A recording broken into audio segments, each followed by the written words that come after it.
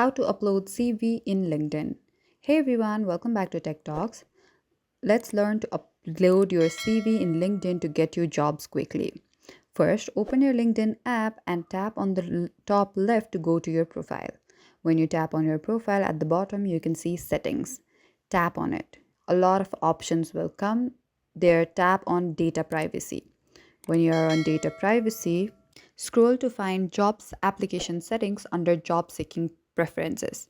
There you can see the option to upload resume. Tap on it and select the file that is your CV to upload in there. Once you have selected the file, the resume will be automatically uploaded. Then toggle the option to share your resume data with recruiters.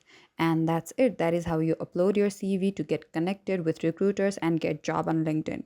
If you like this video, don't forget to give this video a big thumbs up and subscribe to our channel for more similar tech content.